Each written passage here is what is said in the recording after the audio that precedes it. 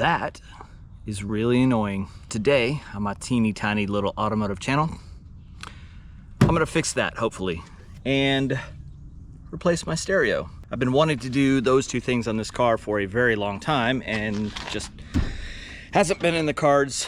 Finally, I just decided, pitter patter, so we're gonna get at her. What's up, internet? Welcome back to my teeny tiny little automotive channel. If you are new here, I'm working on my little Foxbody Wagon. What is a Foxbody Wagon? It is a 1983 Ford LTD station wagon. It's a little 6-cylinder car. I got it out of Florida a long time ago.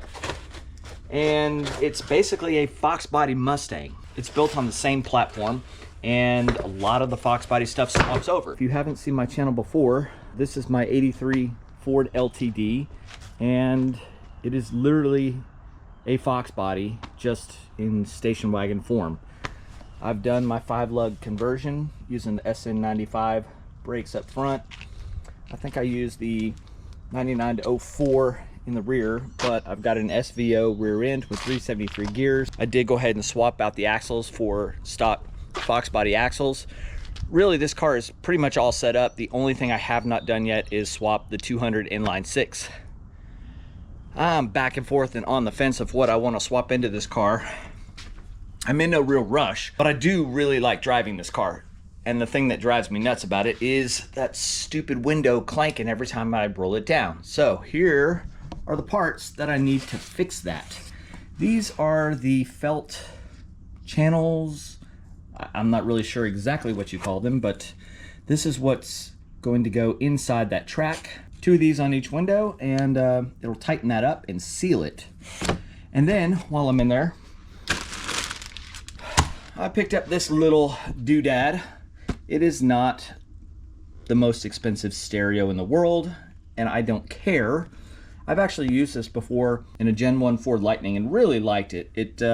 It does what I need it to do, and it's fairly reasonable, and it comes with a backup camera. So this is going to go in the car, and these are going in the car, and all should be right with the world. Fingers crossed. In order to get these old ones out, which you can see this chrome piece, that is the one that needs to be replaced on the inside. Then there's another one that's sort of supposed to be here, but mine is completely trashed. Man, it doesn't even feel like it's even there anymore. All the door panels have to come off.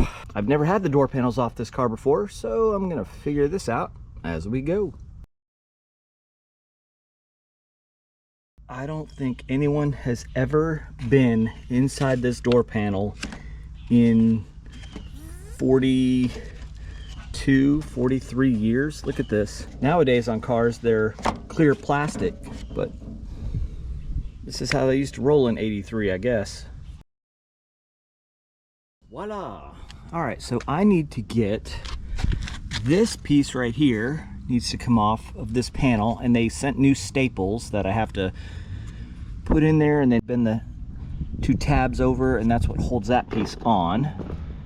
Hopefully I got the right ones. And then the other one, I guess, clips in to here somehow. So this clips in and then pulls up and out. Oh yeah, this has seen better days for sure. I need to trim just a little bit. I can work with that. Here's the one on the outer side of the door, and all I had to do was just snip a little bit of the new one, and that one went in just fine. Now I got to pull this one off the door panel, so I have to pull these staples out, and they gave me these new staples. I don't know if everything's going to line up or if I'm going to have to end up drilling new holes for these, but we will find out.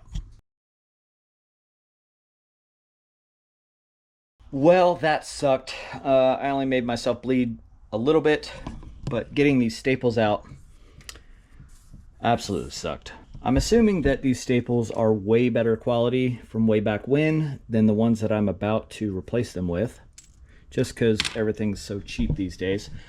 But here's the piece that came out, and I am going to have to modify this one just a little bit to get this one to line up. I've got a mirror adjuster that goes right here, so I'm gonna have to cut this and probably just snip it off right there. With aftermarket stuff, these staples are not gonna line up with the original staples that were in there, so I have to literally go in with my tiny little drill bit and drill each one and then line up these new staples, put them through. On the back side, you have to crimp them down so that they hold.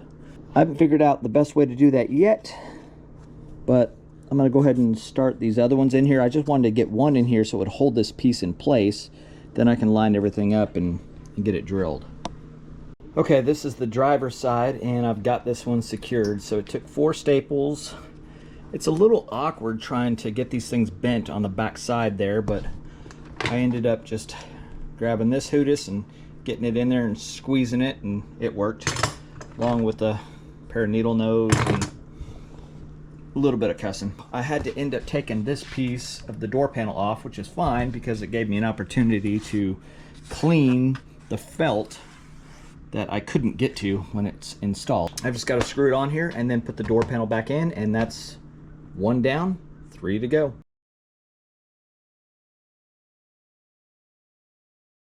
I know a lot of YouTube channels are sponsored, and so far I actually have a really good relationship with Super Clean, but maybe I could get like a Band-Aid sponsor. I'm always getting hurt doing all of these projects, so I'm always bleeding. That one was earlier. This is the second one working on this panel. I'm just saying, if anybody out there that happens to see this channel works for a Band-Aid company, reach out. I will definitely use your product pretty much after every project I do. Moment of truth. Oh, that's so much nicer. Look. No more rattling. Yeah. Oh, nice sealed up outside and inside. I also got the back done. Hopefully no more water leaking down in there. Honestly, the hardest part about doing this window felt is getting those old staples out. This is the company I got my kit from. Here's the part number. Looks like FM 108, 83 to 86 LTD 4-door sedan. Yes, you can get the sedan one. You might have to modify the front. I believe the reason I had to do that is because I have adjustable mirrors. If you don't have adjustable mirrors, then you won't have that little piece there, and your felt kit should fit all the way to the front. But if you do have them and you have to modify them, it's not hard. Just get a pair of snips. It's pretty thin metal, aluminum, whatever it is. It came from a company in Arkansas, and it was made by Original Repops in Mena, Arkansas. So shipped to my door. That kit was right at $146, I think, 146 and change. Not bad for all 4 doors. I've seen these kits, you know, be anywhere up to $300, maybe even $400, which that seems really ridiculous to me. So if you need these on your car, so far it's a good little kit, not super difficult to install. Just take your time. This is the outside piece. This is the felt side, so this goes towards the glass. These are the little clips that go into the door. It just slides in from the top, and then you kind of push down and it rotates just a little bit and clicks into place. These are actually pretty easy to get out. This is going to be the piece that goes on the inside on your door panel with the chrome strip. So again, felt side towards the glass, but you can see they have the little holes drilled for the little staples. Now, like I said, mine did not line up with the original, so I had to go in and drill new holes into my panel where these were, and then kind of fight the staples to get in and bend them from behind. That's how I got hurt so many times. Basically was messing with those stupid staples. But the outside part of the door, easy peasy. Inside piece on the door panel, yeah. There's some pieces of the old one that was just all down the bottom of the door, but everything is done, all 4. Once I figured out the driver's side, front and rear, the other side wasn't so bad. Altogether, I think it took me about 3 hours to do the window felts. So now I'm gonna move on, do my stereo. I won't bore you with pulling the old one and putting the new one in. I'll just show you what the new one looks like when it's installed. Here is my Bluetooth stereo that I just installed. This is a Boss Audio 7-inch. It's nothing crazy, nothing super special. You know, it's not an Alpine or Clarion, but it does what I need it to do. So it's got hands-free calling. I can do Apple CarPlay, obviously listen to the radio. I've got my backup camera that I need to install. I could plug in one of those little USB thumb drives with a bunch of music on it, or I can play it from my phone. That's about it. That's all I really need. But it's just nice that this screen can actually adjust straight up or straight down, and then it will tilt however I need it. So this is kind of, you know, I was having to really reach and try to find buttons on the old one, where this one, right within my reach. So I like this a lot. I got this on Amazon. I've had one before. So this model with the backup camera was right at 200, just over 200 bucks, like 210 or something like that on Amazon. And I got it next day. So here it is. So that's gonna be it for today. That's pretty much everything I needed to get done on this car. I love driving this car. It gets a lot of attention, especially with my little skeleton there with the surfboard, and just the fact that it looks like a race car, even though it's absolutely not yet. It's just a cool little Foxbody wagon. So that's how you install window felt in an LTD wagon. And if you want to upgrade your stereo in your car to something relatively inexpensive, but something that looks cool and does, you know, plenty of stuff for you, Boss Audio. Thanks so much for watching. Stay hungry, stay foolish.